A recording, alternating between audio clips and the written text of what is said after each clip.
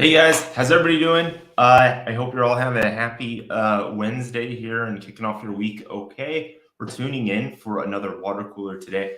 Obviously, things have been pretty wild the last 24 hours. I know the market is finally coming back to life, springing back a bit, which is great to see.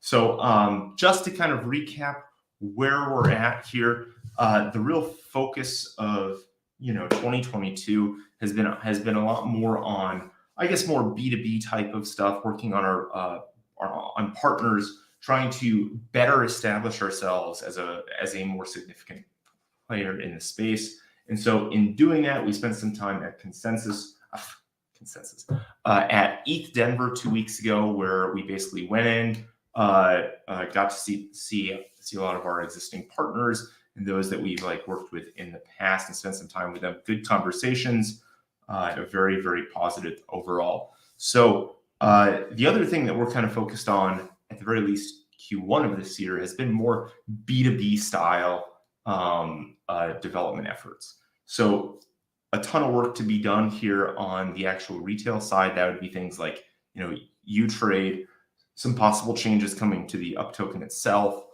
improvements on our DAO and governance and how we kind of work in that regard, as well as some kind of pretty cool new products that we've been working on. But for today, it's actually going to be a fairly short discussion, unless anyone has any questions. I've got a couple of things to kind of tackle here. Specifically, that would be the bridge, some of our audit updates here, and we have some of our partners or U-Trade updates that are coming. So on the bridge, this is something we've been talking about for a very long time. I think that you all may have seen a tweet that was sent out the other day, just kind of talking about some of the issues that we see out there. Tokens maybe being stranded, the security around those tokens, and capital efficiency. Those are kind of three problems that we see with most bridges today. And those are things that we're very much focused on addressing with our bridge. So the bridge for the most part at launch is going to be very much focused on the UNIFI token. So we've had these 10 different AMMs out there at U-Trade that do offer you to provide liquidity. You can come in and do some LP staking and things like that. You can also earn additional rewards by providing liquidity to certain LPs. And the bridge is very much going to help unlock a lot of that potential with the UNIFI token itself by allowing a native version of the token to be bridged.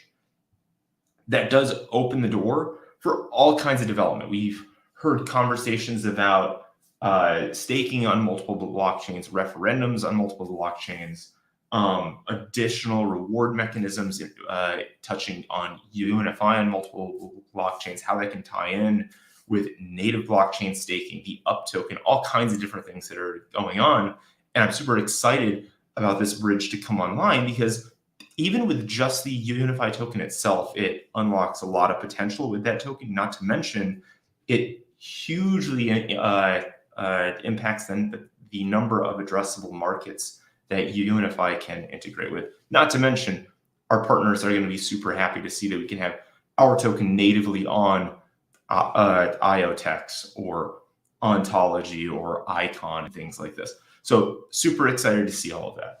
So where is the bridge at right now? So all of our smart contracts have been developed. Our audit has been kicked off. It's currently being conducted by Slow Mist. We've been through this a few times before. I'm extremely optimistic on where that goes. These are the kinds of things that could be done in a few weeks if there are no findings. If there are findings, we're going to continue to kind of build through that. These are all going to be extremely important to getting right the first time. So whereas it was, just so those of you are aware, this was always an internal Q1 goal, it feels like we're mostly on track for a Q1, but I could see it's possible findings could push that back onto either side of April 1st. So we're not sure exactly where that's going to land now, but it's looking really close here. So that's very much exciting. The next update that I have here is on two blockchains. You've seen some recent updates and conversations that we've had with Tron I've had a few conversations with them over the past few weeks in videos. Those have been mostly based on the fact that Tron is trying their best to rebrand themselves. They're pushing hard on DAO, trying to operate a lot more independently. And so I did get an opportunity to go on there and talk a little bit about things like some of the cool things that Tron does have. You can operate, very, very low transaction fee transactions. You can operate smart contracts potentially for free there, depending on how you operate it. And that's very, very cool to see. So Tron and Ontology are both blockchains that have been in development for some time, and both versions of UTrade are kind of right there at the starting line. Tron is ready to go, so that could come online here any day now. That's looking great. That would be UTrade version 2, so all of the features you're accustomed to on UTrade would be going live there on the Tron version. And Ontology, I think that what's going on with them is we're waiting on Wrapped ONG to go live, and I think that's slated by their team for March 7th. I could be mistaken. Somebody can call me out as wrong in the comments, but I think that it's March 7th. So with those two coming online here, probably within the next week or two, super excited to see that. I think that opens us up to really taking something that very much launched. Those were both launching blockchains for UTrade back in way back in 2020. They're finally now coming online in their 2022 version 2s, which is going to unlock which is going to unlock all kinds of potential in regards to additional features. Some of these upgrades that we're talking about, bridge technology, and some of the other things that we're seeing. So, like I said, guys, I'm keeping this one pretty short here today. So I think what I'm going to add here, I'm not seeing questions coming through. Maybe I'll just touch on one other thing. The last few days have been pretty cool. We've seen a lot of new developments happening internally, a lot of conversations with partners going on. And we've had a Q1 goal here of kind of taking on our first more significant steps into directly servicing some more institutional style players. That's been a big focus of the company. We've been successfully operating multiple smart contracts on many blockchains. Some are blockchains that are not yet public as well. So those will be coming out here shortly. But I'm pretty happy with where that's gone. During the last call, there was a request for a roadmap, and we actually put on there some of the developments that have happened. You can see it right there on the roadmap that we have actually been building things on new blockchains, been developing more institutional style products there.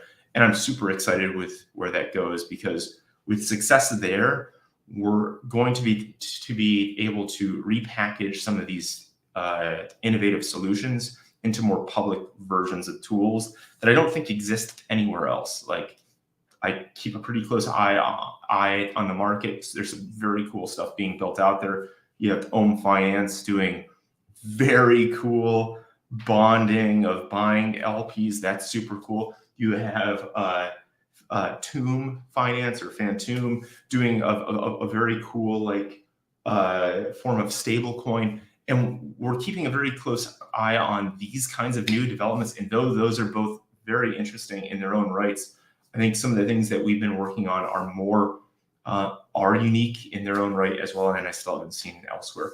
So I'm excited to see some of these new. I think it's named as Darby in the post that we put out there, the roadmap.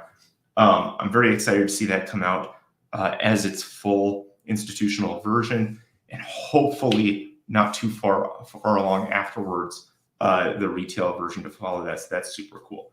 The last thing that I do want to touch on is this term kind of DeFi 2.0 is kind of, I think, firmly solidified itself as we're now in this new state of DeFi.